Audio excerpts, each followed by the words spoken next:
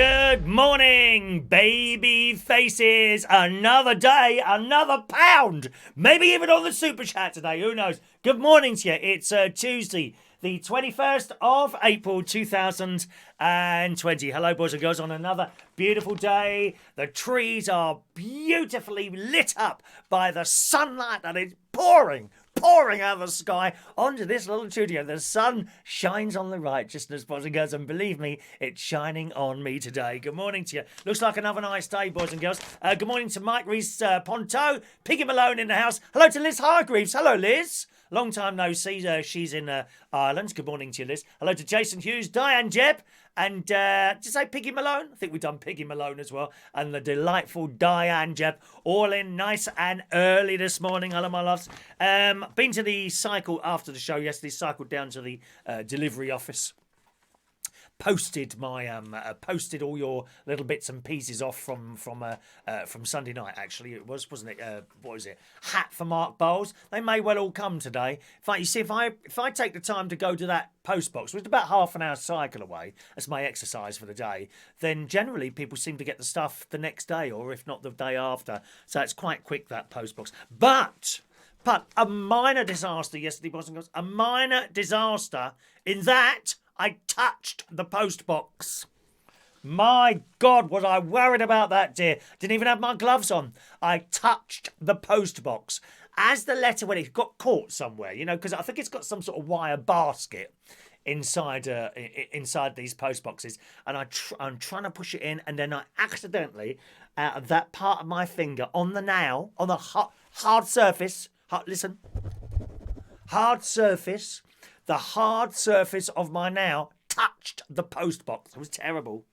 Actually touched the post box. Isn't that awful? Dreadful.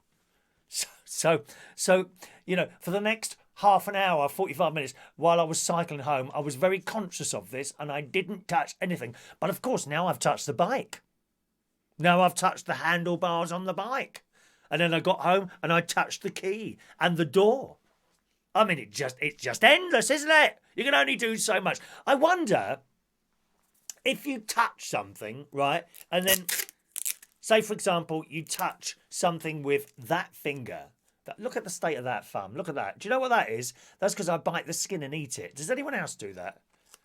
And a bit rips off. Do you ever do that? It's a nice taste, though, isn't it? I think I could quite easily eat someone.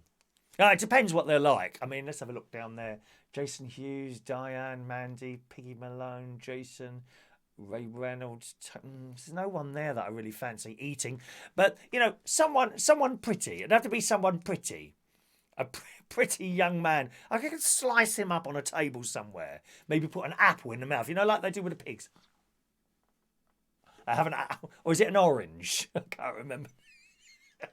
I do eat bits of myself now and again. Does anyone else do that? Anyway, so say you've touched something with that you think might be infected, which is everything. You mustn't touch anything at all. Nothing at all. I'm trying to get a keyboard now that I can talk to. I can talk to the keyboard rather than actually touch it. But I don't know how good that would be. I mean, for example, if I was to spell out Gavin's name, I'll have a Gavin. Is that quicker than typing or not? I don't know. But if you was to touch something, and perhaps, you know, you've been shopping, if you came back and got a piece of sellotape and went like that, right? Okay, like that. Right? And then took the sellotape off and folded it carefully in half. Is the virus now trapped on that piece of sellotape and removed from your finger? Do we have any doctors or microbiologists working? There's a good title, isn't it? Microbiologist. Wouldn't that sound good? What do you do? I'm a microbiologist. I mean, you wouldn't want to go anywhere near them, would you? I'm sorry, you wouldn't. It's not like, I work in a shop or you know, I'm a BBC employee, which practically I am, as you well know. Practically a BBC employee now. The amount of times they play out my stuff. I'm waiting for the first cheque. I'm waiting for the... And talking of checks, oh my God, wait till I tell you this piece of news today. I got so excited yesterday. Anyway, we'll come on to that in a moment or two. Yes, so is that the microbiologist? I think that sounds fantastic, doesn't it? But you wouldn't want to go anywhere near them. God knows what those people are carrying around. My word. Ow, it's all right. We got gloves and masks. Nothing can hurt us. Oh, accidents happen, dear. Accidents happen. Like the accident I had on Sunday night when I went out to water my plants. Fell over again, didn't I? Twisted the other foot. Not as bad as the other one, but nevertheless. Microbiologist. So would that virus now be trapped on that piece of sellotape and completely removed from you because of the stickiness? Maybe it depends on how sticky that piece of... Now, this one's quite sticky. But when we come to these sort of things... Now, check these out. Some of you would have seen this on your little prizes that you win. Anyone seen that on there? This is the green tape as used, right? That I sometimes, if I'm sending you something like a fridge magnet or something like that, I might tape the envelope with a little bit of this. Or there's a red one as well. I've got a red one as well with sort of Christmas trees on it. Oh, here it is. There's the red one with the Christmas trees. Because I haven't told you the story of these. There's always a story to be told. There's always a story. Don't you think I'm going to sit here and just read out messages, do you? We're better than that, my darlings. Okay? So you would have received, some of you, envelopes with that sticky tape. And you would have thought, why is there a piece of sticky tape on the back of it with Christmas things? Because they were sitting in the drawer doing nothing. These are about 30 to 40 years old, okay?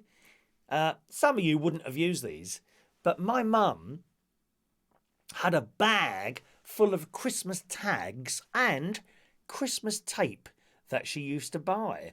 And I found these in the top of my drawer, and I thought, well, I'll just use these to put on the envelope. And I've stopped using it now, simply because they were my mum's, and most of it's used. There's probably one more, I don't know what you would call it, revolution on each one, to be honest. I can't see much on there now, you know? But that's what they are for. So if you receive... What was that on there?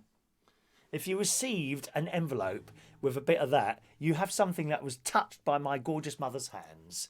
No, sadly, no longer with us. So 20 years this year she's been gone, but there we are. So that's what that Christmas tape is that you've been receiving on your bits and pieces. In future, you'll just get boring old this stuff, the clear stuff. But very good at virus removal.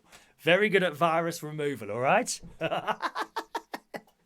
Let's see what some of you are saying this morning, boys and girls. Good morning to Mandy. Morning, Mandy. Mandy is head of pain and suffering on this travel, boys and girls, on this channel. Very, very important job that Mandy Davenport does. Good morning to you, you beautiful lady. Hello to Jason Hughes. Ant is watching on the big screen in Latvia town. Oh, it's you, is it? Hello, Ant. Long time no see. We thought you were dead. I do get concerned, you know, when people don't appear for ages and ages and ages. You think, oh, I wonder if they're dead or not. But clearly you're not. So that's good news. I'm very big in Latvia, you know. I've never actually been myself, but Ant is in Latvia. And apparently there's statues of me and all sorts. I mean, I know some of you have got little shrines to me, like Mick Davenport and Adam the plumber. They have little shrines that they pray to each day. You know, in the hope that they might get a visit from me or something like that. I don't know why they do it. In Latvia, they have statues, and there's an actual church dedicated to me in Latvia. There is. There's a little statue of me in there, and they have an organ and everything. The little old lady comes and plays the organ. She's not very good, but, you know, beggars can't be choosers, can they? It's wonderful. It's packed. Every Sunday they have 5 services. 5. It's a bit embarrassing, really. The little Church of England one that they have next to the Latvian one, they only have 1 service every 6 months, and only 3 people turn up. It's embarrassing sometimes, it really is, but, you know, that's how it is. Good morning to Mr. Ray Reynolds this morning, boys and girls. When I'm cleaning windows, Ray is an expert ukulele player, and he's painting the conservatory, which is a bit odd, really. Why would you want to paint glass? I thought the whole idea of having a conservatory was that the sun comes in through the glass, and it's nice, it's too hot in the summer and freezing cold in the winter. But there you go, for some reason, Ray Reynolds is painting the glass on his conservatory. Good morning to you. David said I should get a little Italian bloke in to do the ceiling called Michelangelo. He's busy at the moment, isn't he?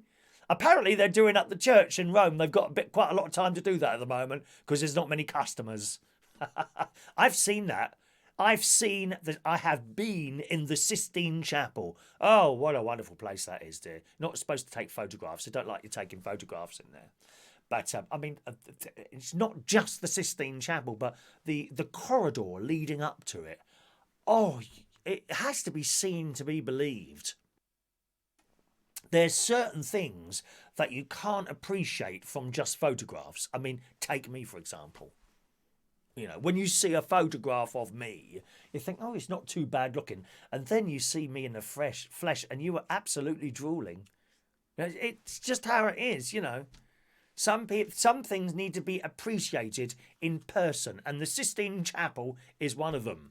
And all the ceilings that go on the corridors leading up to it in the Vatican. It's amazing. When I went there with my friend, it was about 4 or 5 years ago now, I think it was. And it was so busy though.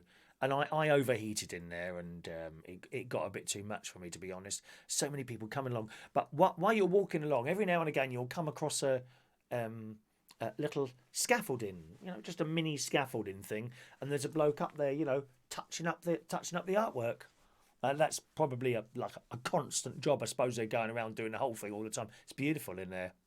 That's what Ray Reynolds' conservatory is going to be like. Yep. Naked men on his ceiling. I mean, how ghastly is that, dear? It really is. Morning to Tony King. Hello to the delightful Shania Steele, head of the Catholic Church on the Isle of Wight. Good morning, Shania. Hello to Gavin Bass, Michael Bowman. Piggy Malone picks his skin sometimes. Yeah, there's a little bit off now. I can feel on the other side. There's a little bit sticking up there, and it's really difficult. I've got to tell you, it's really difficult while I'm doing a show not to simply bite it and pull it off. But I know that you don't like to see that. It's more of a little private thing. It's a private thing, that is. If you want, I could set up a little Cam4 account, you know, for £10 a minute, you can watch me doing various different things to myself. Is that an appealing thing at all, or you know?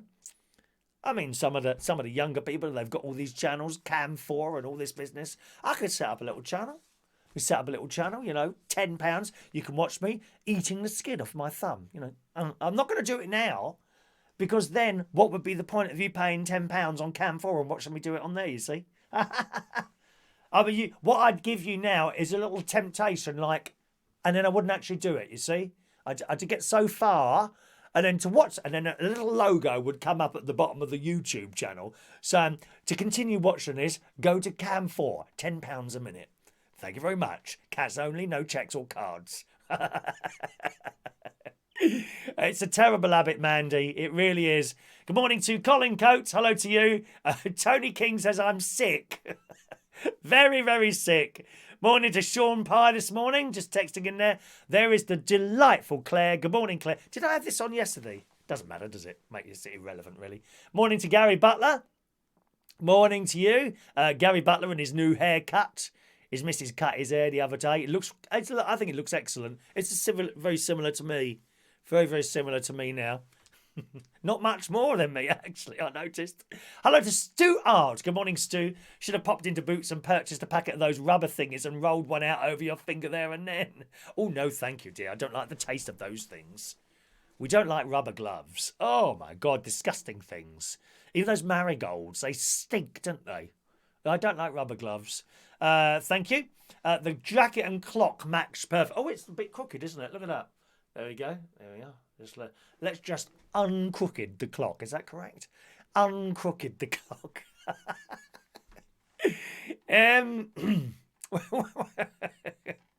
Let me just scroll down. Let's have a look there. Who else is here today? Good morning to Mr. John Parrish. John and Sherry in the Pennines in their caravan up there. That will be getting very hot in there today, John. I can't remember. I know you got the central heating. Don't think you got any air conditioning in there, have you, John? Come on, John. You got a bit of cash, mate. Christ's sake, man. Get some air conditioning put in there. Spend some of that money, dear. You can't take it with you. God's sake, man. Morning to you, John. You seriously, you'll be in there on what is not necessarily a hot day outside. Is the fact the sun hitting your caravan. You've only got to have a little bit of sun, and it heats up so quickly, and you'll wish you had the air conditioning in there. I don't know if people would come out now and do it. Actually, I would assume, would that be an essential service? Well, heating would be, wouldn't it? I don't know if cold air would be or not. Might be worth finding it out, John. Highly recommended. Highly recommended to get air conditioning, at least in your bedroom, so you can sort of, if it gets really hot, you just go in there and cool down a bit. I've got the whole caravan done because it's the heating as well for me. Good morning to Adam the plumber. Hello to you. Good evening. Good morning, Rachel. Gareth Loxton in the house there. Ant says, I'm as big as Bruce Forsyth was in the UK. Oh, I know, Ant. Yeah, Ant regularly tells me this information. Thank you, Ant. Claire, you should see the Saint Chapelle in Paris. The stained glass just blows you away when you walk in the sunlight shining through.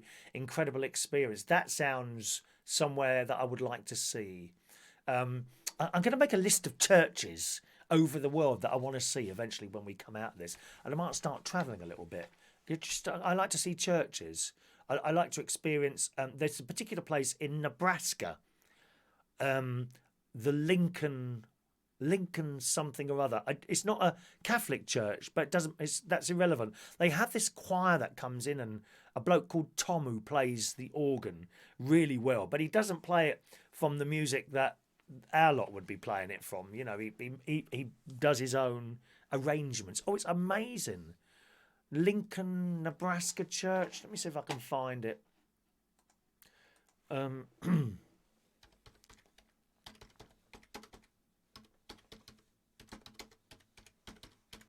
So that's in the desert, isn't it? Lincoln, Burns, St. Paul's. Oh, I can't find it now, can I? It might be the First Plymouth Congregational Church. That sounds about right. Let's have a look at the website. Is that the one with the bloke Tom who plays it? Oh, yes, that's the one. That's the one. That's the one. It's the... If you want to look this up, I'm sure that's the one. Christ, it's packed in there. Look at it. I'm sure that's the one. The firstplymouth.org. First Plymouth, and Plymouth is spelled Plymouth. Okay, all one word, firstplymouth.org, and you'll see a picture of it there. So just amazing. You've got the organ at the back and everything. I don't know what denomination that one is. Probably... well, it's a Christian one, so anyone would fit in. You know, just go in there and sit down. No one would complain as long as you put another tenner in there, $10 in there. I don't know how much you had to put in the collection plate there.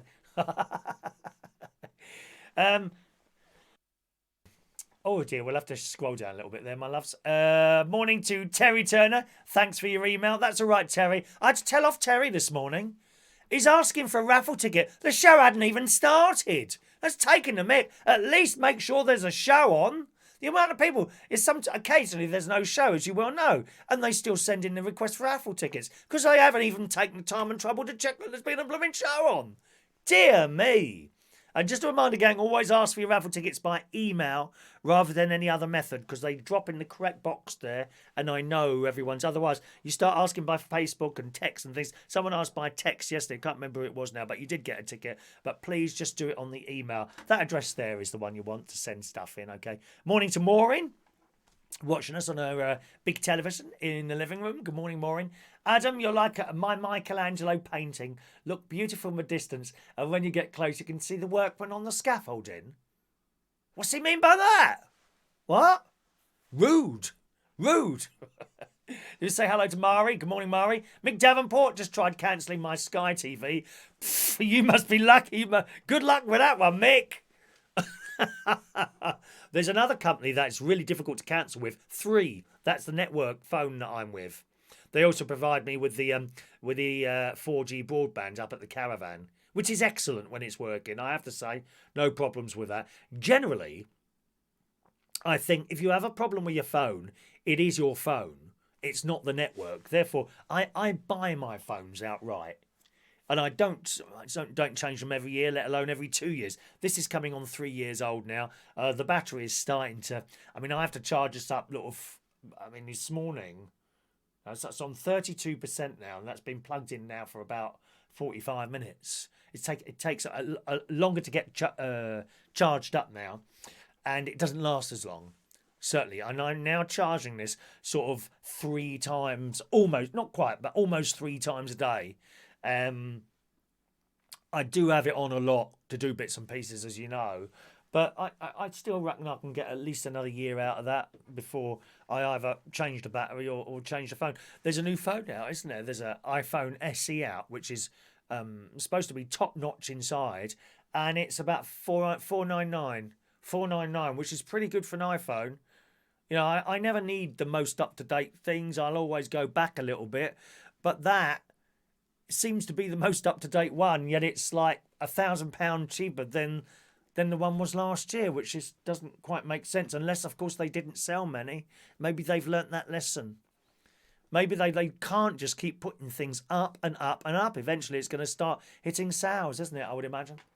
Yes, Mixed Trust tried to cancel his Sky. You can't. It's impossible. They're only talking to key workers and vulnerable.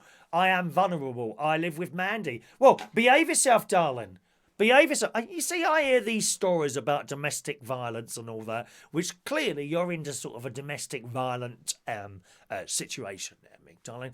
But my honest opinion of that is, if you did what you told, there would be no domestic abuse. That's the wrong one. I'm so disappointed I hit the wrong button then. Really. I'll try it again. You know, if you and these people in domestic violence abuse situations, if you did what you were told, you wouldn't get hurt, would you? So I suggest, Mick, you start doing what you're told, my dear. Outrageous. These people, honestly, Mandy, these blooming husbands and wives, they think they can do what they want. No, they must do what they're told. Then no more pain and suffering. It's as simple as that. Good morning to Shane, I beg your pardon. Hello to Shane RG. Good morning to you. I don't see a picture there from you anywhere. No. There's no picture from you there. Did you email the picture? Looking at the emails there, please email stuff to me, gang. I bet you've sent it on the Facebook. Oh, no, it's not on the Facebook either. No, can't see it anywhere. No picture from you there. Please, anything to do with the show, email it in. Don't try and communicate or anything with the Facebook, because that's not what I really use. I don't actually have the Facebook Messenger thing on my phone anymore. No, took that off. And if you have got Facebook messaging on the phone, can I recommend you turn off the active function? You know, the bit that shows when you're active or not active to other people. Because if you have that on, you get endless messages. Hi, and then they've got nothing to say. They're just sitting at home bored with nothing to do. Anything to do with the show, please email it into that address. Okay, my loves. John can do the air conditioning himself. Excellent, John. Get on with it, mate. You'll be so glad you did that. It's great to have that in a caravan. All right. Morning to George Bond, Sabrina Walker. Hello to you, Adrian Richardson in the house. And Sam Thomas has just woken up. Good morning to you, Sam. Welcome to our little show. I have to say, my lunches, I meant to bring up a plate. My lunches seem to be getting bigger and bigger. It's not meat or anything like that. It's just potatoes mainly. I seem to be eating more and more roast potatoes. I don't know why that's happened. I played around with the email thing again yesterday. You know, those of you that play the bingo, we are having a bit of a trouble getting the bingo tickets to you. 95% of you get the bingo tickets with no problem. And it seems to be probably more than that, actually. Probably about, I would say 98% of you are getting your bingo tickets with no problem at all. But some people, for whatever reason, occasionally don't get them. And we can't work out what that is. Well, there does seem to be an element there that is the same for all the people. And that is, all the people that are having trouble getting their emails are on Gmail. They are Gmail addresses. So yesterday, I was mucking around. The guy who wrote the bingo software has I sent him a little message and he sent me back this thing about bulk emails. He said, have a look at this, see if this will help you. Well, I had a look at this for some time and it was beyond me, to be honest. I signed up for this thing and then there was this code. Oh, you've got to put this here. And I thought, oh, no, I don't know what all this is. I'm not from the computer generation. I'm just going to come away from your messages for a moment, boys and girls, okay? I just couldn't work out at all what was going on there. I did try with that, and then I looked at some other email type people. Hotmail was one of them. They have become, I think, Outlook now, Outlook or Live.com, one of those or something like that. And you have to check how many emails you're allowed to send in a given period of time. And most of them were restricted at 100 an hour. Well, that wouldn't be enough for us. We send more than 100 an hour. We don't send more than sort of 300 a week. But in that 1.5 hours that we do the bingo, more than 300 go out, you see. This is the problem there. So we couldn't go on any of those. So I then set up another Gmail account. Some of you would have received test emails yesterday from both accounts. One said Gmail 1 and one said Gmail 2. But again, I was getting error messages coming back. This has not been delivered to at gmail.com. It does seem to be the people with Gmail addresses that are having the difficulty getting the things from me. I don't know why that is. So here's the thing. After spending a lot of time on this yesterday afternoon and last night as well, the thing I've come up with is if you have a different email, a second email perhaps, that is not Gmail, if you could just let me know if you want to carry on playing the bingo. You need to send me your original Gmail and say, this is what I'm on now. Please use this one in future, and I will change it. I will change it to a non-Gmail address, and we'll see how we get on with that. All right? That's the only thing I can think of trying. What I need really is an expert, someone who knows what they're doing, a young person, not someone my age, right? Because there are plenty of people out there who are very kind and make suggestions, but we don't really know what we're talking about.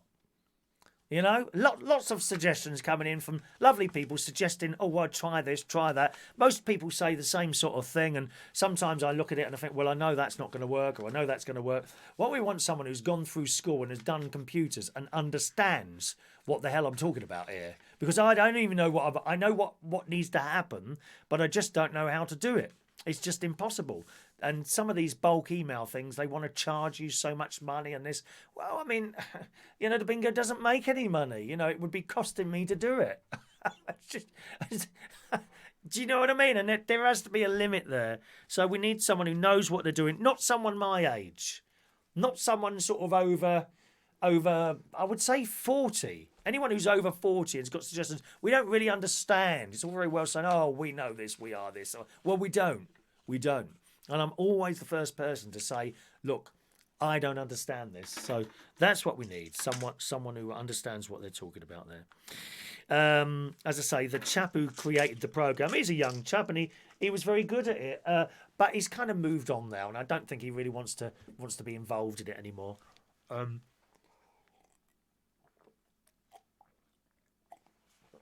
So we're kind of stuck in this situation where it's not quite working as well as I want it to. I have found another bingo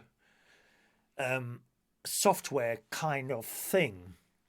It's not the same as we've got now.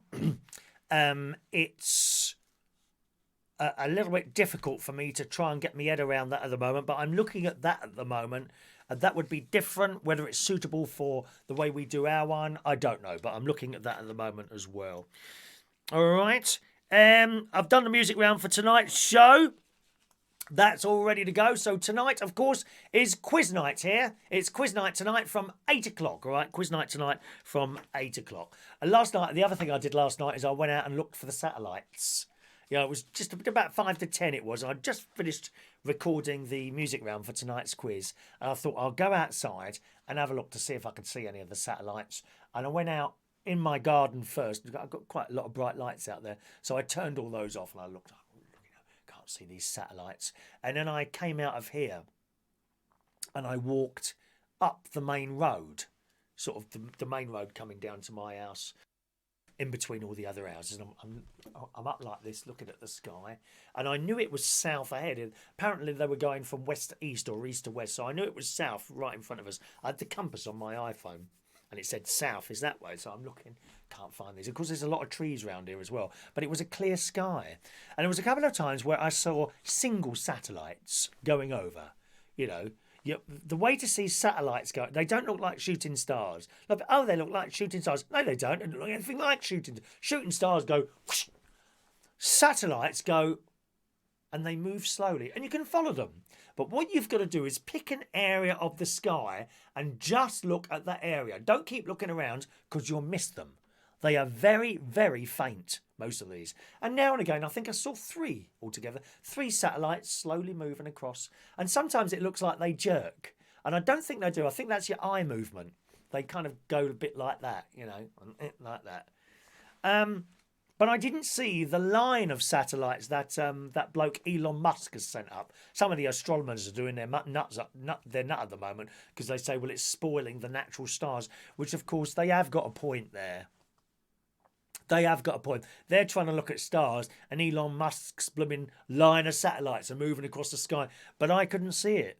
I spoke to Rachel, who was with us this morning. She looked last night. She couldn't see them either. So I was quite disappointed. So I carried on walking towards the forest, which isn't far from here. And I got to the road where I cross over the road and then there's the forest. I didn't cross the road. It was dead quiet, pitch black, and I'm looking up. And I can't see them. I was so disappointed. By now it was about 10:05. I was quite disappointed not to be able to see those. But we get another opportunity tonight. Whether or not I go out tonight and have another look, I don't know. Ideally, you want to go into the forest and there's some hills there. If you got to that hill area, you could see them. And I did think about it last night. Actually going into the forest and on the pathway, and you'd end up on the top of a hill, quite high up, and you can see everything from there. But as I was standing on the other side of it, I kept hearing branches creaking and twigs snapping, and I thought, oh, there might be a mass murderer over there, you know. So I didn't go.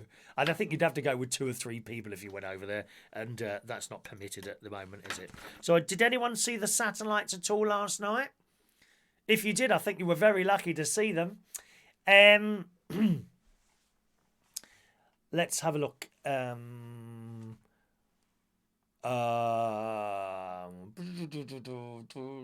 Did someone ask for an expert? Yeah, Gary, Scrap It Man, is an expert on most things. Sadly, not computers, unfortunately. Never mind, no. Let's have a look. Ant's got to go and milk the goats. In Latvia. Cheerio now. There you go. Rachel was looking back. She couldn't see because of the street lights.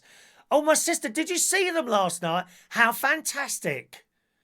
Oh, you lucky thing. My sister saw them last night. A big line of them moving slowly. Is that right, Sharon? Rachel did send me a photo, but they were kind of like that. And I thought, no, I don't think that's them. I think they're a line of satellites and they're kind of moving in you know, all together in the same direction. I think it's fantastic if you saw that last night. You were very lucky. I would love to see them. I'd love to see them. Let's have a look. Jace, that's just jumped down a lot. We saw 11 of them. She saw 11. How fantastic is that? 11 satellites she saw last night. That's amazing. Amazing. Stuart saw the satellites over there in Germany. Felt like hundreds following each other. Very spooky. Oh, I want to see them. Drive to your caravan and you'll see them. Well, of course, at the front of my caravan, I'm south-facing there. It's south-facing. You know, so I will be able to see... I would be able to see them from there. And it's really dark as well. Oh, I'd love to be able to see those. We can't go in. You're only driving those. It's not allowed out there. Not allowed out. Mick can't be bothered with the satellites. Oh, well. Jimmy and Charlotte saw them as well. That's my younger nephew and his girlfriend. Wow. Oh, that's amazing. I wish I'd have seen them. Anyway, right, let's do some stories there. Don't forget the quiz tonight. 8 o'clock is quiz time this evening. Happy birthday to Her Majesty today. 94 years old, Her Majesty's birthday, gang. The Queen celebrates her 94th birthday today, away from the people she loves as the coronavirus lockdown continues. The monarch is adhering to social distancing rules at Windsor Castle. It's only down the road. She would pop in here for tea. I would turn up at the castle with a slice of a whole birthday cake. But unfortunately, Due to the coronavirus lockdown, we can't go at the moment. She's at Windsor Castle with her husband, Prince Philip, and a reduced household for their protection. Philip's 98, she's 92, came out of retirement to make his first public statement in almost 3 years yesterday, thanking key workers, including postal staff and refuse collectors. Is it 3 years now since he retired? Gosh. That's a long time, isn't it? The royal family are, like the rest of the country, staying away from one another as they follow the social distancing rules among the pandemic. So there we are. Happy birthday to her. Oh, we need to sing happy birthday to Queen. Absolutely, darling. Here we go. Are you ready? All join in, boys and girls. Happy birthday to you. Happy birthday to you. Happy birthday, your royal highness. Happy birthday to you. Yeah, happy birthday to the Queen. Happy birthday to the Queen. Wonderful. She always looks so fantastic, doesn't she? 92 years old. Who can look that good at 92? The answer? Probably me, boys and girls. Probably me. Anyway, so I've got this letter here. I got very, very excited. I will need to put a little... Let's use one of our fridge magnets. Let's use one of our... I would have to put this fridge magnet so that I do not reveal to you my address. There you go. Check out that. Can you see that? What does that say there? We owe you. What's it say? What does it say? Go on, what's it say? What does that say on there? Come on, bitches. What does that say? We owe you how much? £13,454.77. Thank you very much. Gling, gling, gling. And when I first opened this, I got very, very excited. This is my solar panel payment. 4 times a year, I send in my solar panel readings and they send me a little cheque. Usually in the winter, it can be like 20 quid. In the summer, it could be 120 quid. Okay? Depends on the time of year to what you got it there. But £13,454.77. And for a moment, my heart jumped with joy. But there it goes again. And again. My heart jumped. 3 times that my heart has jumped with joy. Did you see that? And I got very, very excited. And then I thought, hang on a minute, that don't sound right. Anyway, I've looked. I mean, why they would send... How this had come to me, I really don't know. I mean, surely a little red light must pop up on a computer somewhere to say, hang on a minute, this doesn't look right. Well, Rachel says, you can take us all out for dinner. I think it would be selected people. I think it would be selected people, Rachel, and I'm very pleased to announce that you would be one of those people, my love. Absolutely would you, darling. You would be one of the selected people to come out with me to dinner. There'll just be a few selected people that have been nice on here. And not people who moan all the time or point out faults. They won't have a chance, darling. Oh, they'll be begging to come, won't they? No, absolutely not, dear. Rachel, you would be one of the very few selected people to come out for a little dinner. But probably an afternoon tea with this let me just read it again to you. £13,000, £454.77. Anyway, it says, we will pay this amount by your chosen method, which is a cheque. A cheque usually arrives. So, but on closer inspection, right, I mean, why... A computer must have seen that this doesn't look right. I'm sure it's just a computer that chucks out the information. Probably just, slings out the information and puts it in an envelope and everything is all automatic and nothing's like. But surely there must be an algorithm, whatever it's called, algorithm, must say, hang on a minute, this doesn't look right. And it's so obvious. Reading last time, 985. Well, if I go back on the other bills, there'd be reading of perhaps 920, 870, a bit like that, Right. Reading, where is it now? Reading last time, 985. Reading this time, 98,654. Do you see what I mean? And even if I just say those numbers to you there, 985 and 98654, you can see what's happened. And basically, some idiot hasn't seen the decimal point. Or either the computer or a person reading my sending things in hasn't seen the decimal point. Now the last one I got was £13.17. That's the lowest period, which is during the winter time. You get hardly anything. In the summer you can get over £100. Depends how much the sun's out. And it doesn't relate to how much of that electricity that I generated that I use. You are paid from the amount of electricity you're generating, whether or not you use it. So if I used nothing, I would still get £13. If I used it all, I would still get £13. That's how it works, okay? But I just don't understand why no one queried that, and I got this thing out. Whether or not the cheque would arrive, that's a different thing altogether. But I rang them up yesterday. I said, I think you've got this wrong here. Someone hasn't moved the decimal point. And the woman on the phone, she wasn't particularly chatty. I like to have a chat on the phone to people, you know. I do like to have a good chat to people on the phone, whether they are friends or businesses that I'm dealing with or anyone like that. I like to chat with them. And she weren't having none of it, was she? And I said, someone's not moved the decimal point. Ha ha ha ha.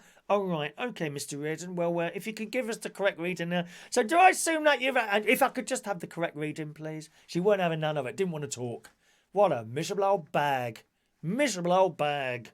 Anyway, so we give the new reading, which at the moment now stands at 1243.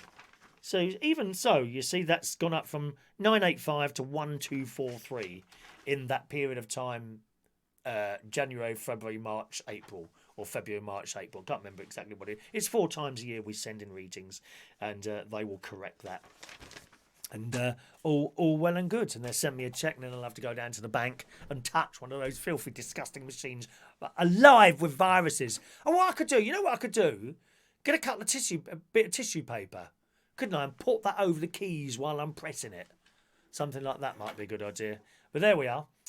One of those things. Don't suppose I'll be getting a cheque for 13 grand, but never mind. You never know. You never know. Thank you, Shane. Sent me the link for the Manchester Evening News. I've seen the videos. Thank you very much, Shane. Have seen all that. Have seen all that. Jason, beans on toast all round. Maybe. Shania, you can treat us instead of you for paying for your tea. God, we don't ever hear the end of that, do we, Shania? God's sake, you go on and on about this thing. What happened? Shania and her dad and her brother... I can't remember if Callum was there or not. Was Callum there? They turned up at my church in Wokingham. I knew they were coming and that. So they turned up and we had a mass together, which was really nice. And then afterwards, we went out to go and have some tea. Now, the tea is like donations. It's not like £1 a cup of tea. There's a plate there and you put some money in it. Well, all I had in my pocket was £20 note. So I said, I've only got £20. And I looked in the thing. And the idea was, you put your money in and take out the change you want. It's all trusting. It's all trusting. People are trusted in the church. Not like most of you here would rip you off the moment you got your back turned. I can think of some names on there. And I said, I've only got 20 quid. So Shania's dad got, I think, a fiver out and put that in there. I said, take some... I don't think he took any change, actually. I said, you want to take some change? But there wasn't much change in there, sort of like £2.50 or something like that. I reckon the lady who does the teas takes out money regularly and puts it... So I'm not saying she nicks it. She takes it out regularly so that there's not much change in there. So that when you put in your fiver, you're too embarrassed to say, have you got any more change behind there somewhere? So they make more money for the church. I reckon that's what's going on there. Anyway, so Shania's dad put the fiver in and that was it. Oh, well, I've heard that was months ago. And every opportunity she possibly gets, she mentions it on this channel live for everyone to see. It's almost like people are trying to turn you against me. Do you know what I mean, lovey? And I'm surprised that someone a staunch Catholic like Shania is. Dreadful. Roy Brownlow. Good morning, Roy. Can I come as your biggest fan? No, you won't be coming, I'm afraid, Roy. No. You'd just get on my nerves, I'm afraid. So sorry, no. No. Is anyone else requesting to go? Can I come for lunch, says Gavin Bass? No, you can't come for lunch, Gavin Bass, because you burnt the lunch that I had at your place about 15 years ago. Do you remember that? I went down to meet Gavin and various other people. They were running an internet radio station. I don't think I was on that station. I can't remember now. But we kind of knew this was in the young days of internet radios, and Gavin had one at his house, and I went down there to see the setup, and there was a group of people there, and Gavin was putting all the food on, and then he says, "I think I've burnt." He put this sausage patty. What's that called? You know, not a sausage roll, like the sausage meat in the sausage roll, but without the pastry around it. I think there's a sausage patty or something. Anyway, he's put that under the grill, and we could smell burning. This thing was black when it came out. It was absolute. No, I quite like black, as some of you know, but I didn't like that. Look at that black sausage stuff. That's when I used to eat dead animals. That's how long that was ago. So I'm afraid, no, Gavin, you'll probably burn it. You'll probably burn it. Mick Davenport, do you know what this is? Oh, this is a Barry Manilow disc. Oh, it's a little bit out of. Is it a bit out of scene? You can't see the whole thing. Here we go. There we go. Have you got one of these? Anyone got one of these? Can you see that there? Actually signed by the hand of Barry Manilow. Look at that. It's a 40th anniversary Mandy disc. What the delightful ladies. The delightful Barry Manilow ladies gave me that. I can't remember why they gave that to me. I think it was a birthday present some years ago now, but yes, that sits there. Actually signed by Barry Manilow. I mean, you can only go one better than that, and that would be to actually receive a piece of tissue paper used by Barry Manilow. You haven't got one of those, have you? Those of you that collect bits and pieces. John, you remind me of Dame Edna Everage. I like Dame Edna. I used to like the tune when she come down the stairs. Da da da da da da da da da da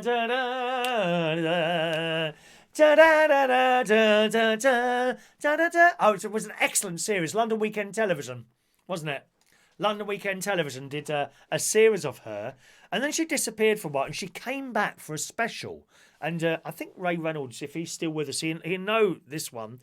And she came back for this special one Christmas, and my God, it just wasn't funny.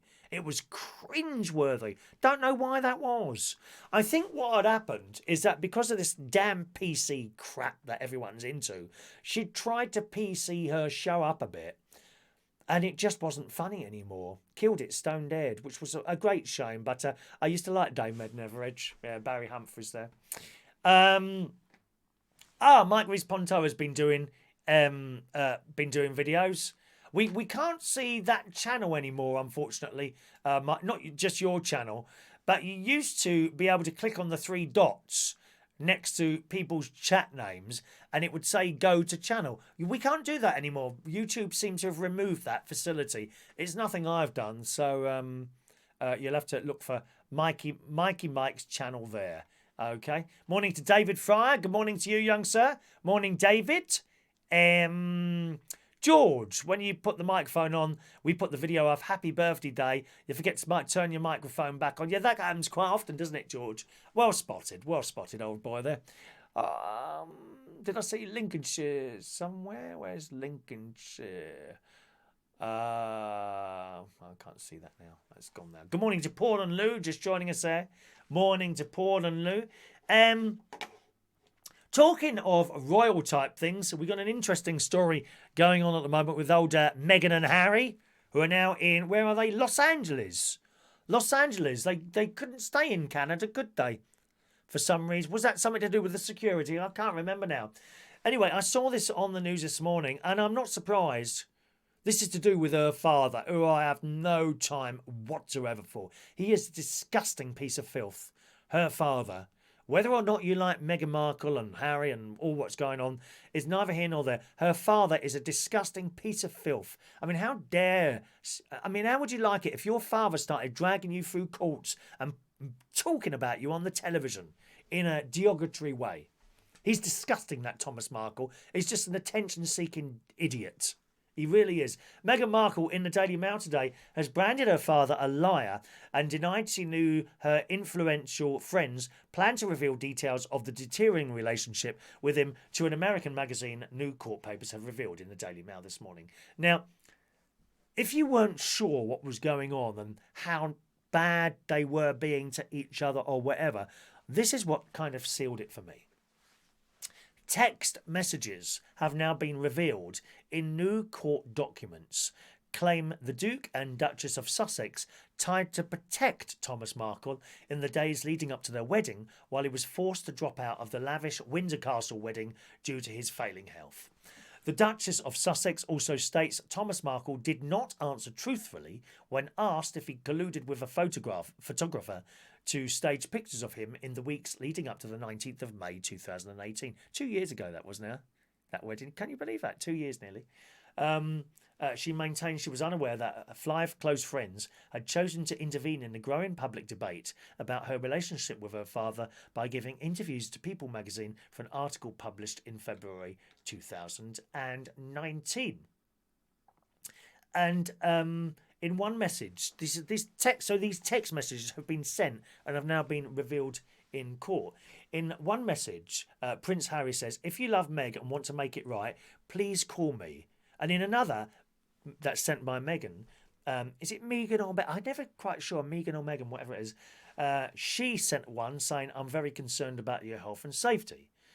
But Thomas Markle feels aggrieved, saying, "I'm sorry, my heart attack. Is there any inconvenience for you?" And it goes on and on. But after seeing these various texts and that on the BBC News store, I think it was either on BBC or Piers Morgan was doing it this morning. Can't remember who it was now. I looked at these texts and I thought, do you know what? No, I'm right. You are a pig. You are an absolute pig. For anyone, for whatever reason, to go on the television and, talk about his daughter like he would do, I just think is astounding. Even if she did it. It's just awful, and you just wouldn't do that. You just sit there and suffer. You would sit there and suffer. If she doesn't want to know, fine. But according to these texts that they were showing, that was no further from the truth. It amazes me. Just amazes me how he could do that. But looking at those texts, they were reaching out to him. That's what I could see from that. I don't know what you think about that. Good morning to LaBelle, your emerald-eyed bluebird of happiness. Happiness, the greatest gift that I possess. We are all happy people here. Don't worry about that, my darlings. All happy people. Good morning to Mix Mowers, who's just woken up from a night shift. Night Shift. Great song by the Commodores, that. First coffee going down now. Good morning to you. Any more information? Let's have a look. Portable disc cutters are handy, Gary. I'm not going to cut my disc there. No cutting of discs there. Here's a good idea. This stupid woman who works at the EU. The EU. Oh, no. We're not a member anymore. Bye-bye. She works at the EU. This is in the Sun this morning. Millions of British people were given a holiday boost. Do you fancy a little boost this morning? A holiday boost, boys and girls. Yes, indeed. When an EU chief said late getaways could still be possible as long as people keep apart. What a thick woman this is.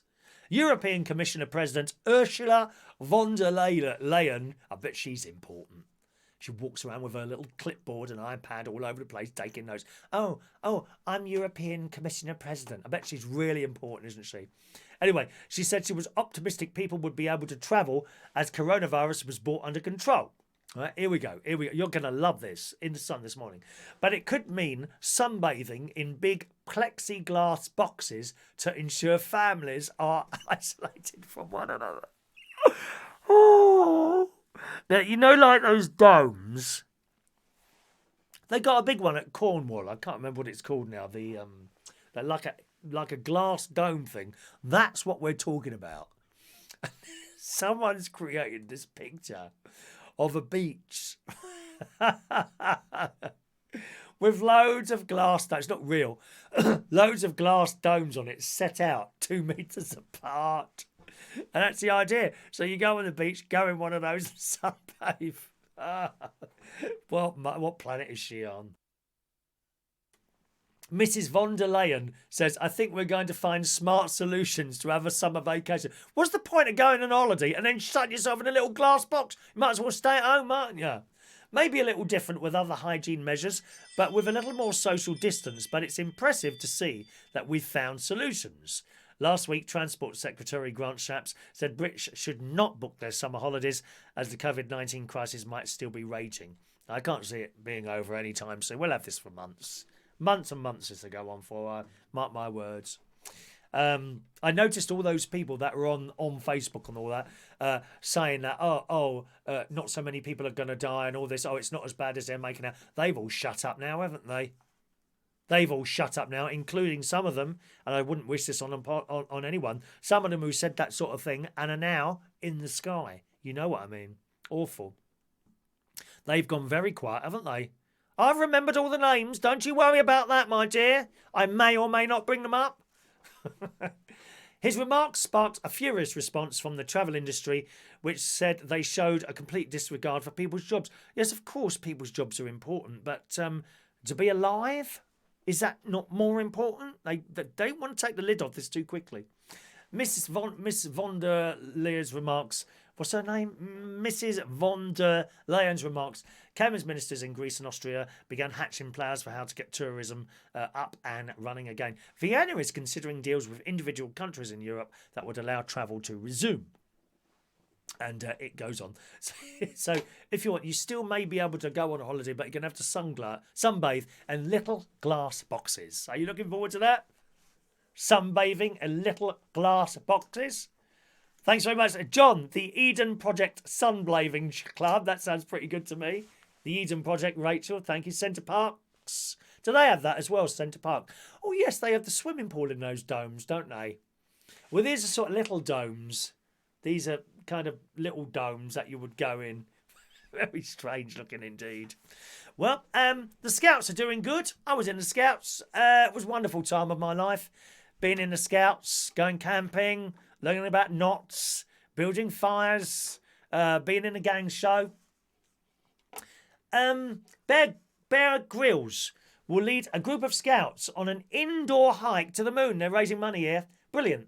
In aid of BBC One's The Big Night In, which is a TV spectacular that's going to be on very soon, actually. The sponsored walk will see the Scouts collectively cover the 240,000 miles between the Earth and Moon from their own homes. Thousands of young members will walk a mile, doing laps of the sofa, lengths of the bedroom, or widths of the back. Guys, doing this at home. Basically going up and down stairs. How many times can you do that? I think I managed about twice. Do you remember when you were young? I bet you used to go up the steps 2 at a time, didn't you? Eh? At Mum's house in Roehampton, I would see how far I can jump down the last lot of steps. I wouldn't try doing it now. I go downstairs really carefully now. Actually, I go down sideways because I have a problem with my knee, and sometimes if I move it in a certain way, it really hurts. It seems to move this thing I've got with my knee seems to move. If you see what I mean. Sometimes it's there, other times it's not. And I find if I lift my knee carefully, I'll know if I go any further if it's going to hurt or not. And like at the moment, no problem at all. Up and down like that, right? But certainly going downstairs, I have to be really careful. But I used to run up the stairs 2 at a time. Not anymore. Lucky to get halfway up without having to have a rest. Chief Scout. I didn't even know he was a Chief Scout. Bear Grylls. Chief Scout Grylls said, "This is a chance to show the amazing power of our Scout movement working together for the big night in. It's our chance to help other people use our skills, set up and play our part. So let's get started and I'll see you on the moon." What a great idea. That's in the Evening Express. I think it's a Scottish newspaper, actually. But that's where that story is from. Walking to the moon. So you could do that as well, couldn't you? I suppose when you think about it, if you've got a house with stairs, you don't actually need to go out either and do exercise. I mean, Cool, dear. I mean, top marks to you if you can go up the stairs, walk up and down them for 10 minutes, let alone an hour. An hour going up and down stairs would be really good exercise, I would imagine, wouldn't it? Mick says our holiday got cancelled. Looked at the prices for next year and they've nearly doubled. I think they're trying to recoup their losses. Well, they can try, but I doubt that a lot of people, like yourself, Mick, would be able to afford twice the price. I mean, as I say, I'd like to go around and look at some various churches in different parts of the world and what have you. But if it starts becoming like £2,000 for the flight, no. I mean, so they've got to find where that point is. Where, yes, of course, it's going to cost more, but how much more? If it's another 20 quid, then maybe you could do it. If it's doubling in price, God, who can afford to do that? Really? Has to be some give and take, doesn't there? Talking of give and take, one of my and John, I don't know, John, if John Parrish is still, yes, I think he is. I don't know if you've had any trouble with getting some of your rents in, but as you know, I'm a small landlord myself. I've got a few places, and all mine go through the estate agent, and already one person now has stopped paying and sent us a letter saying we just don't have the money to pay. If I was direct to them, I may well ring up the estate agent and discuss this with them. But I completely understand. I'm not a horrible person. I'm not a money-grabbing git like so many people are. But I want to ring up the estate agent later, and the estate agent have already come back with us and saying, look, they may not be able to pay for X amount of times. We'll come up with a repayment plan. So if, for example, their rent is, just take a figure out of the air, £100 a month, which it isn't. Say it's £100 a month. For the next 6 months, you'll pay 120, right? I think I'd rather go down the line of saying to them, you see, I'm a bit soft, John. When it comes to this sort of thing, I'm a little bit soft. But I'd like the estate agent to go to them and say, look, we know you can't pay the rent. What can you pay? I'd like to go to them and say that. What can you pay? And if it was 100 quid and they said, well, we can only afford 40, I would say, okay, so for this month, pay that. They're basically setting their own rent. But there's always the chance that they're going to take the mick out of that. That's the problem. That's the problem. But I'd like to do that. You know, I don't need to be charging that full rent. I'd like to ring up, so I may well do that later, and I'll let you know what they say. But if they can't afford the rent, I understand that. I still have to pay the mortgage, remember? I've still got to pay the mortgage, so this is costing me. But if you get something instead of nothing, because you can understand when people, they miss 1 month's rent, so the next month they own double. Well, if they haven't got for one, then they won't have for two, will they? So I'd like to ring up the estate agent and say, just ask them what can they afford to pay and see what they come back with. If they was to say like £5, no, that's not fair. But, if it was sort of half of what it was, that would probably be all right, for a couple of months, however long it takes, something like that, really, just to help them out. But the trouble is, so many times, as one or two of you would know, you do go to help people out and they just wee all over you. The times that's happened to me, that's why I don't lend anyone any money anymore. They wee all over you. Generally in the pub, years ago, something, have you got a fiver, Chris? Yeah, it's all right. I'll pay it back when I've got it. And then you see the fiver and that's it. Right? And it never comes back.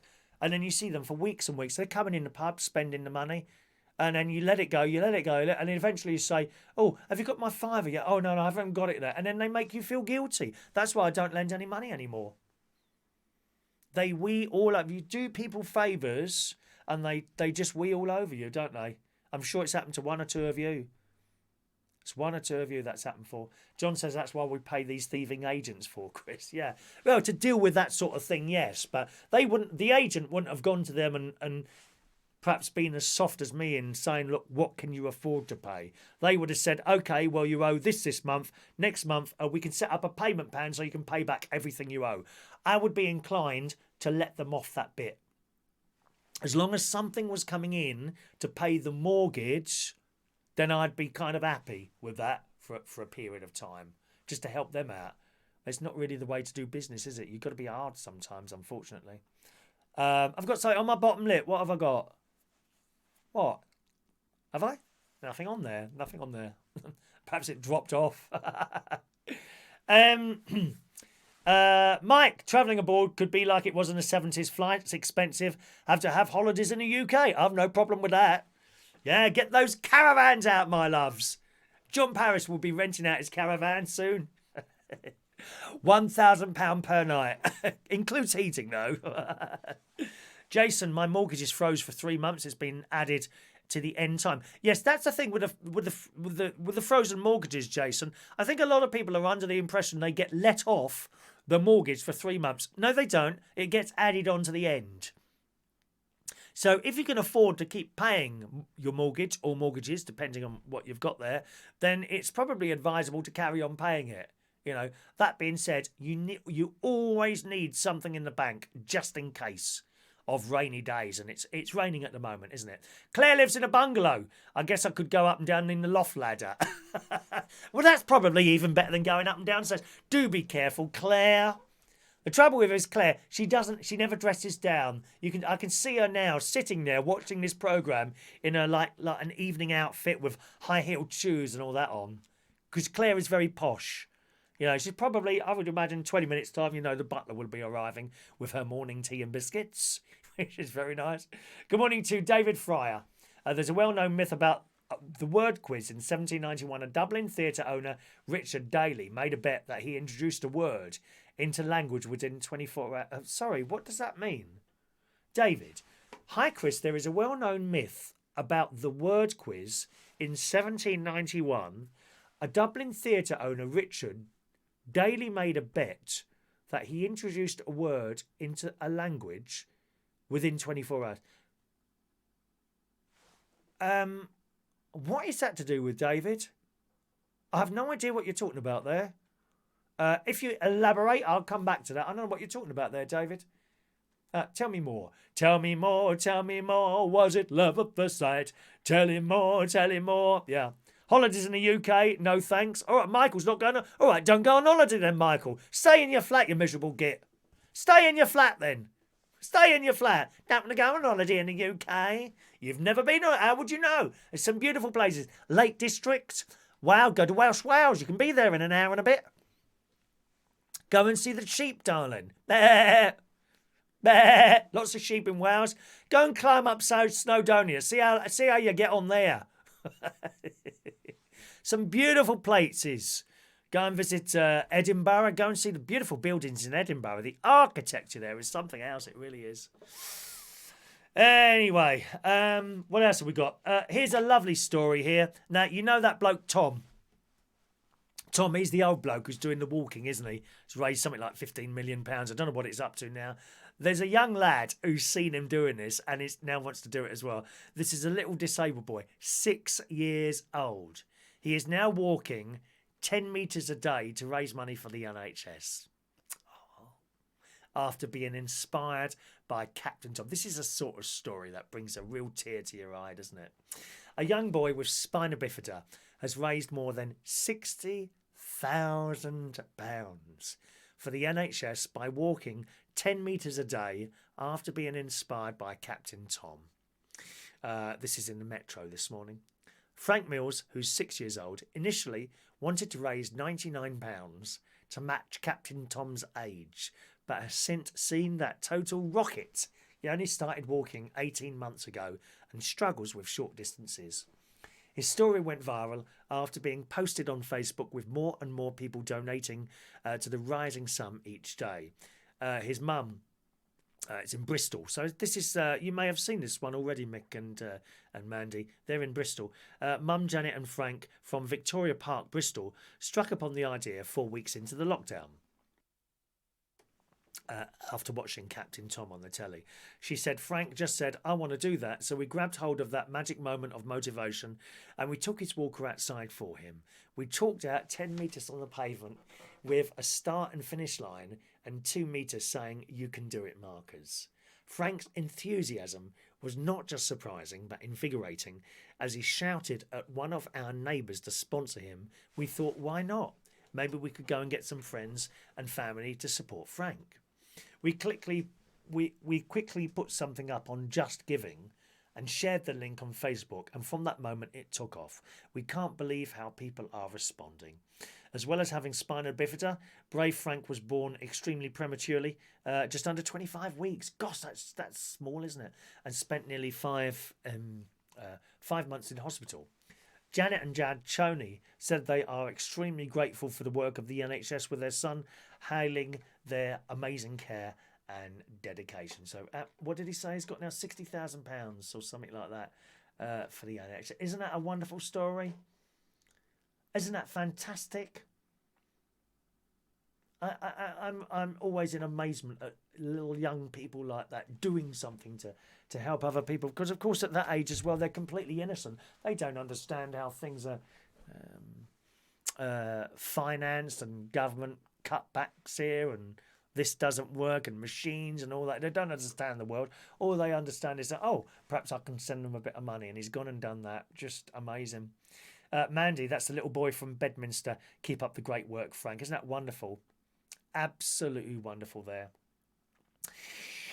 Oh, anyway, on the subject of the big TV show that's coming on BBC One shortly, Vicar of Dibley fans have been treated to a first look at the show's return after Dawn French announced its comeback earlier this week. The Vicar of Dibley. How much did we all love that? Wonderful. But some of those comedy programmes, that's actually quite old now, isn't it? I was surprised the other day. One of my mother's favourite programmes was Keeping Up Appearances with Hyacinth Bouquet. Good day, the lady of the house speaking. Pardon? Oh, it's Sheridan, my son. You know, the one who works in theatre, that one. That's over 20 odd years old, that is now. I can't remember how old the Vicar of Dibley is, but it's saying after being off air for 5 whole years. I thought it was older than that. It says it's only been off air 5 years. But nevertheless, the comedy is set to grace our screens once again as part of the BBC's Big Night In, a one-off remote fundraiser for the fight against coronavirus.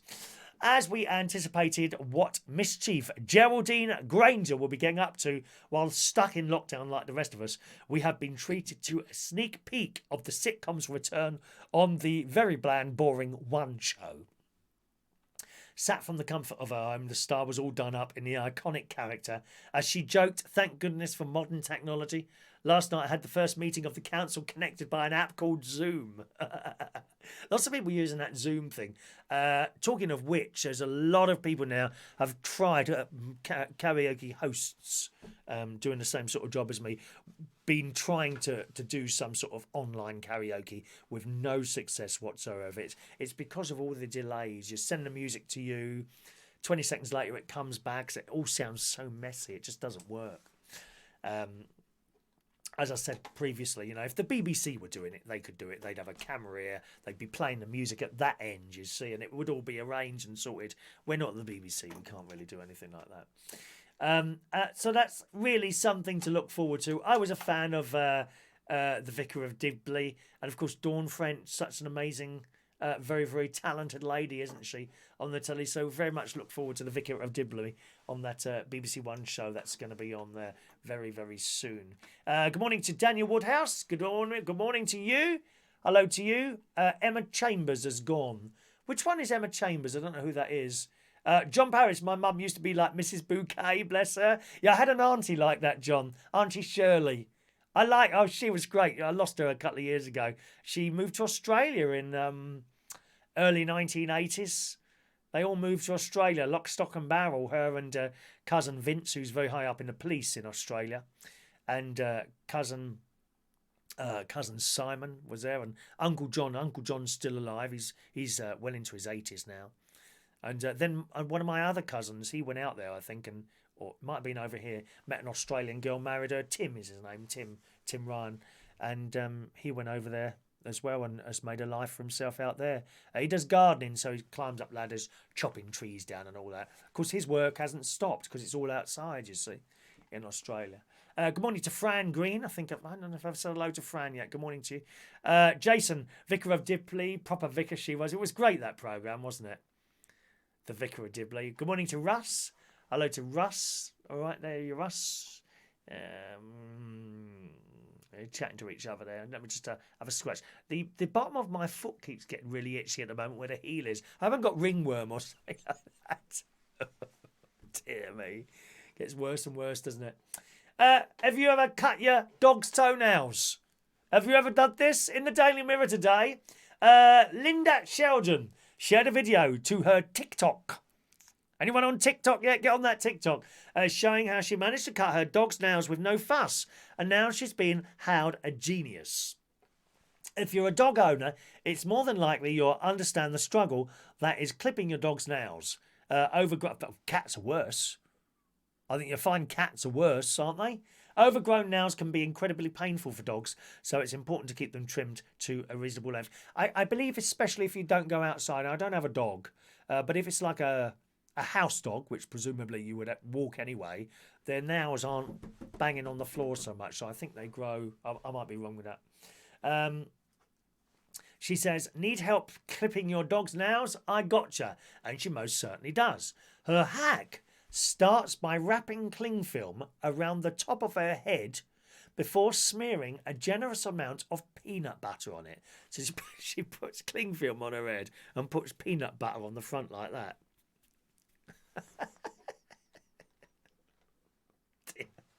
She said, first things first, you get the saran wrap. What's a saran wrap? I don't know what that is. Oh, that must be the stuff on her head. Next, you get the peanut butter and you smear it all over it and laugh as she does. She also tells viewers not to worry as the peanut butter she's using doesn't contain any... What on earth is that? Xylitol? Xylitol? Possibly something that's poisonous to dogs. I know chocolate is, isn't it? At this point, she catches the attention of the man in the background who says, what are you doing? Before laughing and calling her a dork. And then it goes on about the video. But the video then cuts to a clip of her effortlessly cutting her dog's nails on the floor as he licks the peanut butter off her head. What an amazingly simple but good idea. So she's got the paw like that and licking her head. I love it. I love it. Despite looking slightly odd, it's indeed a genius idea. Her dog didn't flinch or move at all. I don't know if you get the back legs like that, though. Would you be able to get the back legs like that? I suppose you would. Yeah, because he'd be moving around a lot. I know, I'd pay the vet to do it. That's what I say. A lot easier if he'd paid a vet to do it. Terry Turner, the Vicar of Dibley, first hit our screens November 1994. Okay, well that's actually more recent. I know it's like 24 years ago, 26 years ago, but that's more recent than I thought it was actually, Terry. I'm surprised at that. So it did go on for quite some time, did it?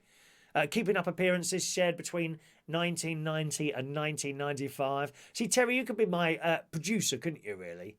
You know, when we eventually get that BBC One primetime nightly show at 10 p.m, you will have to be my producer. You could be shouting all this stuff in my ear, couldn't you? While asking for raffle tickets too early.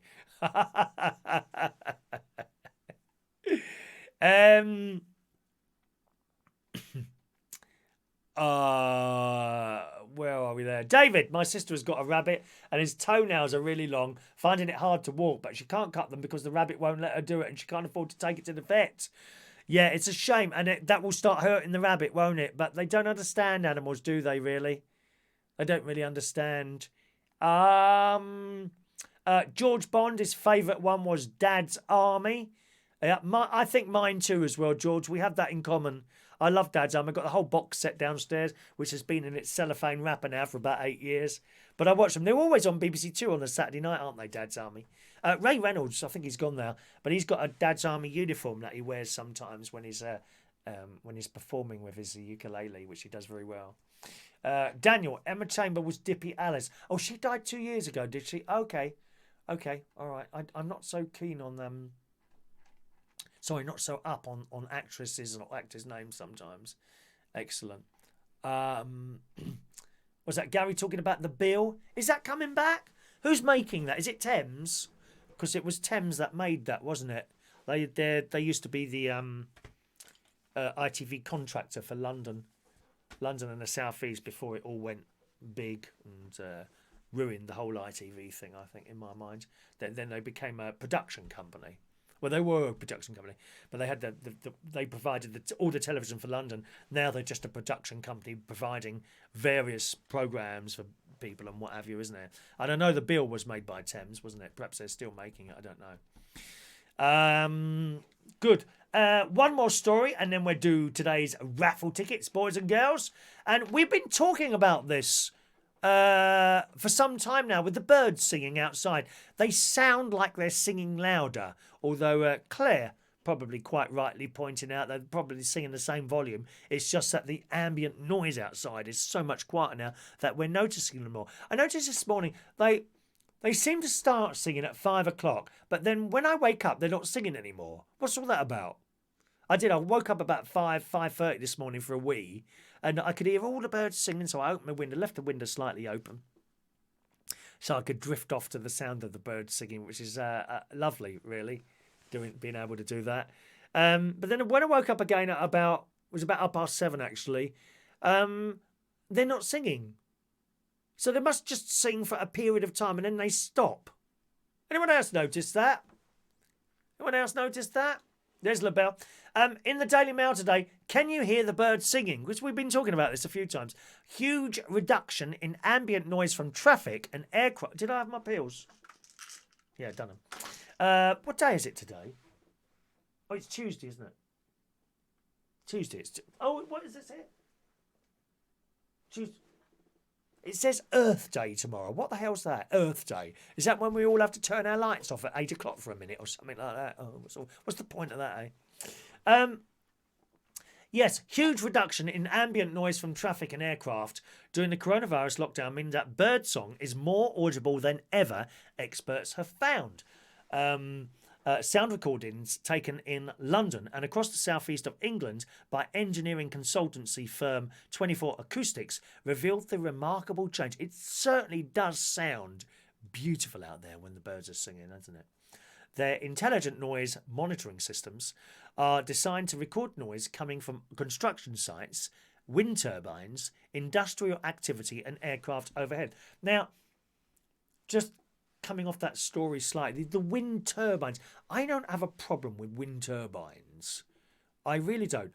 On the other hand, I haven't got one close to me. Now, I've seen these structures on farmland and in the sea, in the North Sea. Yeah, I think it's the North Sea, is it? You know, after Skegness, is that the North Sea there? I don't know what sea that is there. Is there a sea there? Or is that... Hang on a minute. So that's there, isn't it? So I think that's the North Sea there. I think it's the North Sea. It might not be. Anyway. Or the Atlantic Ocean, one of the two. Is it? It doesn't matter. Irrelevant. Anyway. I've seen them out there and I've seen them on land. Sometimes you'll have a little group. You might have one on its own or you might have a group of them there. And to me, looking at those things, turning around, I don't really have a problem with those. I've never heard them. I've heard stories from people saying that, you know, they had a quiet life until they put up windmills, I don't know, 3 miles down the road, and they hear this constant whoosh, whoosh, or like a low droning noise that never goes away. I don't think I'd like that. But anyway, it says birdsong has become clearer in the ambient noise recordings over the last 3 weeks as road traffic and aircraft flyovers have decreased. Well, I hardly see a plane at all now. It's a thing now to see a plane going across. I'm right under Heathrow's flight path here. Every 30 seconds I would have a plane going over. Hardly see one an hour now, if that. And usually they're really high up. There don't seem to be many that are quite low. Years ago, Concorde used to fly over this house. Oh, it was wonderful. The noise that thing used to make. I loved it. Absolutely loved it. It says in the Daily Mail the environmental benefits of the lockdown in terms of reduced air pollution and cleaner waters have already been documented. However, it's impossible for most of us to also fail to notice how much quieter it actually is out there. Oh, I don't know about that. I notice it. It's dead quiet. As I said yesterday, you know, if it could stay like this, but without the virus and all those poor people dying, I'd be very happy. I think I'd be happy. I would like to be able to go to the shops and things like that. If it could just stay quiet like this, not too many people on the road and all that, and that may happen anyway. I think a lot of changes are going to come after this. For example, people working from home. Why pay for offices and things like that when people can simply sit up in a little corner of their room at home and do all their work from there? You haven't got to go out in the morning in the cold weather into a car and spend money on petrol. Oh, there's a lot of changes going to happen after this. I'm sure there are. I'm really sure there are. It says a reduction in traffic volume of 90% would lead to a 10 decibel reduction in noise level. I don't know what that is, which is highly significant, apparently. 10 decibels. Doesn't sound much, does it? But apparently it is. Roughly a perceived halving in subjective loudness. And the story goes on. It says many may have noticed that birdsong this year appears to be louder than normal. In practice, this isn't the case, which is what I thought it was. I thought they were singing louder, but they're not. It's because of the general ambient noise, which is what Claire said. That's a lot quieter. So that's why the birdsong. So Claire was absolutely right with all that. And we have a wood pigeon round here, or possibly more than one, and it is beautiful. Woo, woo, it goes like that. It's similar to an owl. Occasionally I hear owls out there as well, nighttime. Beautiful sound. Chiff-chaffs are found almost everywhere. They're like a metronome, singing just two notes. Chiff and chaff. I hear a lot of that. And keeping the time for us. The wood pigeon makes a deep cooing sound. Woo, woo, like a bass line behind everything, which it does. Beautiful sound. It's the heart of the breeding season, and the male birds everywhere are singing to attract a mate. Or maybe that's what I need to do, Mick. That's what I need to do, Mick. I need to sing more. That will attract a mate. Well, the male birds do it. Now, I wonder what I could be singing. I know. Stay, why don't you be with me tonight? You would think when I sang that on the stage at the karaoke nights, people would be throwing themselves at me, wouldn't you? I don't know why they're not. I don't appreciate good talent. That's what it is, these people. And the story goes on a little bit more, talking about various different birds. But is that a bird song there? Blackbirds. Let's have a little. I think we can probably play this. This is just the noise of a blackbird.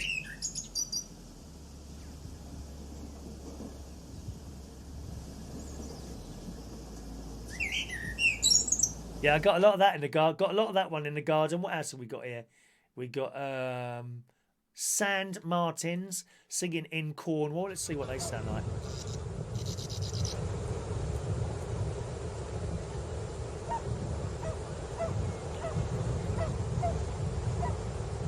Oh, don't know that one. What else have we got here? The wheatear singing at dawn. Wheatear, is it? Wheatear or something? Here we go.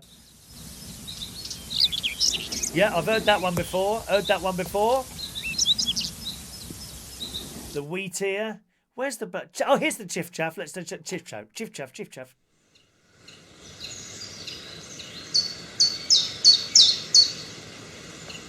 Oh.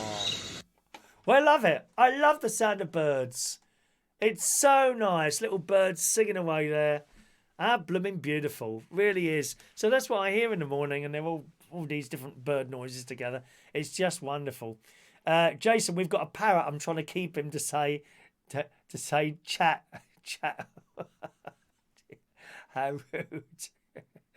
Mick wants me to sing tonight, don't you? Didn't you? LaBelle. It's the same with fresh air. There's less pollution from cars and factories. Oh, it's wonderful, isn't it, LaBelle? I hope it stays like that.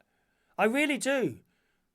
You know, we don't need to have all these people travelling around. This is obvious now. People can work from home. John, 10 decibels is a sound 100 times more powerful than near total silence is 20. Oh, is that right? Okay, so it's 1,000 times. Oh, it's a bit mathematical there for me, John. Bit mathematical there for me. Concorde, which the Vulcan bomber was still flying. She's my favourite. Is that the one in uh begins with C, doesn't it? Near Tattershall. What's the name of that place? RAF. God, RAF.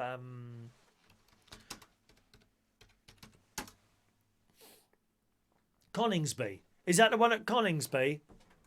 The what bomber is it? Did you say? Where's she gone now? Vulcan bomber. What's the one that flies over Woodall Spa then?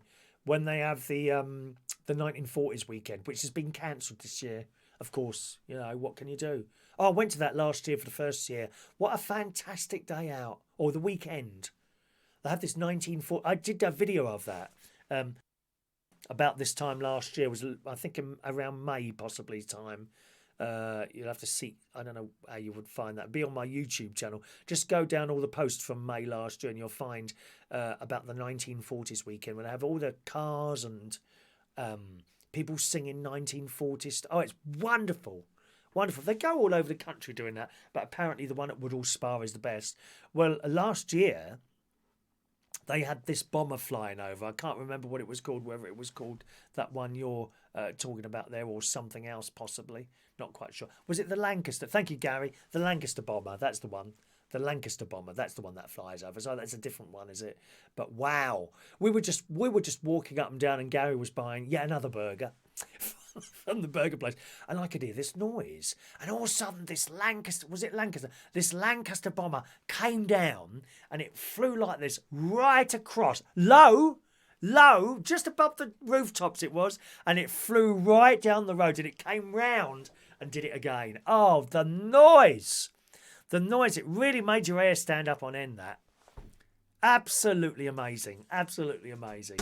Right. Got a couple of emails in there from Dr. Gregoric and George coming in there. Thank you very much for those. All right, so I'll deal with those. I'm going to deal with the email raffle tickets afterwards in future rather than reading them out and typing because it's a bit clunky, isn't it? Okay, so who wants a raffle ticket? This is for our next raffle, which will be on Monday. Just a reminder, gang, I'm going to put that email up there.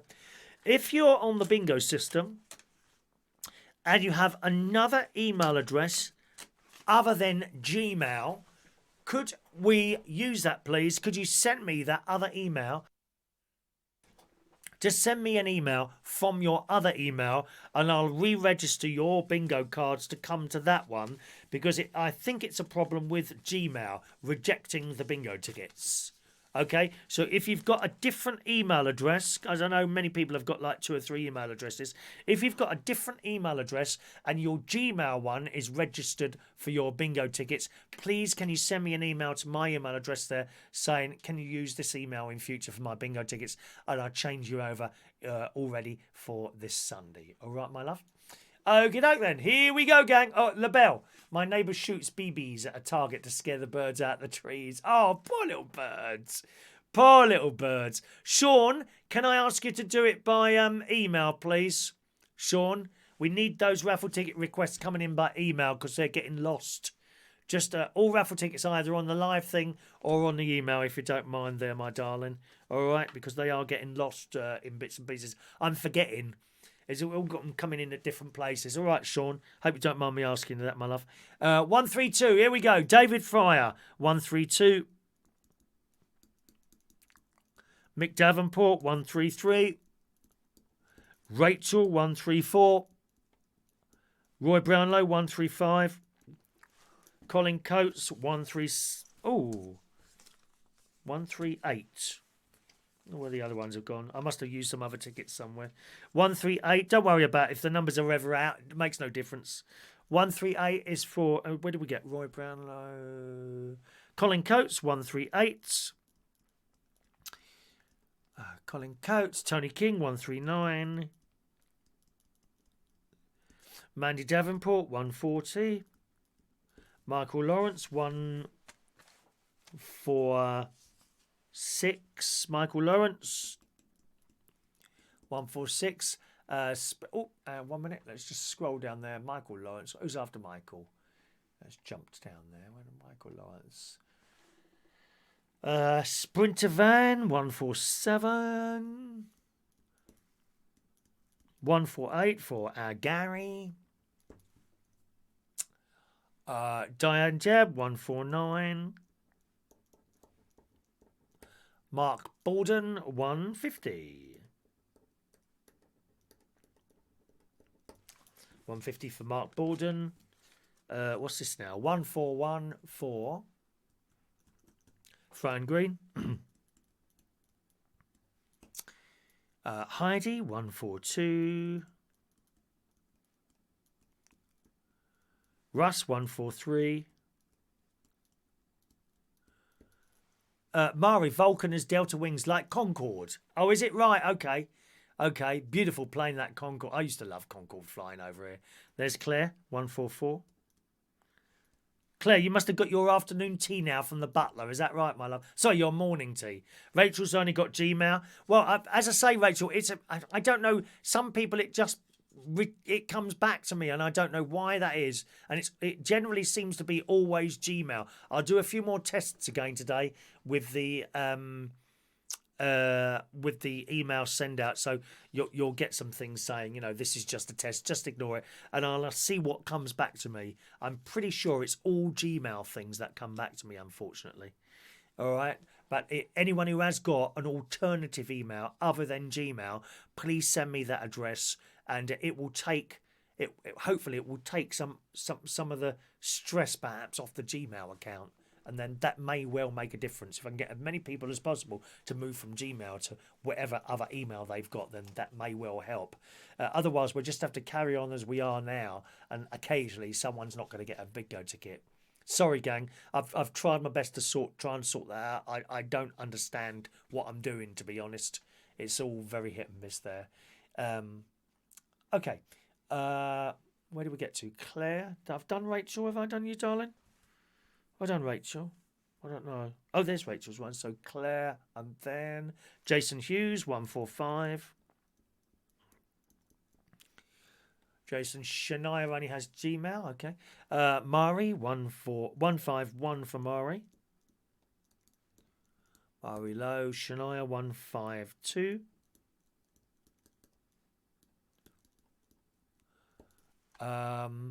Paul and Lou, 153. Ross Herndon, 154.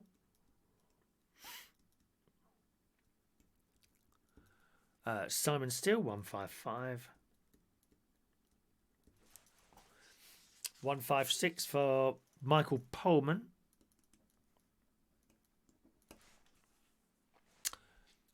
15. Oh, is that everyone? Jason. Oh, jumped again. Why does that do that? Bum bum bum bum bum. Oh, okay, let's go from the bottom there.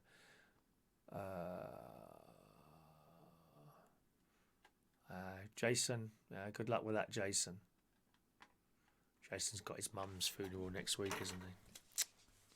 Oh, it's awful, isn't it? All the people you love die, don't they? Sorry, Jason. Okay. All right, boys and girls, that's all the raffle tickets. I think that's everyone. If I've missed anyone out, please speak now on the chat box. If you've done it by email, I'll reply to your email after the show. Now, we'll do the email ones after the show, boys and girls. Meanwhile, let's do... Anyone missed out, please speak now on there. Okay, here we go, gang. It's today's birthdays. Happy birthday on this Tuesday, the 21st of... April 2020 to Laura English. Happy birthday, Laura. She comes and sings at the karaoke. All the karaoke hosts will know her. Happy birthday to you, Laura. Excellent voice. Kelly Marshall today is 39 years old. Michelle Jeanette Bennett is 41 today. Jimmy Barber today. Happy birthday to Jimmy. Paul Harper, 51 years old. I work with Paul. Great bloke. Happy birthday to you, Paul. Diamuid Dineen, I hope I've said that right. Is it Diamund Dineen? I think it is. Happy birthday to you, sir. Joy Story. Happy birthday, Joy. To you, my love. Happy birthday, Joy. And happy birthday today to Martin James O'Neill, who's 40 years old today. Happy birthday, gang.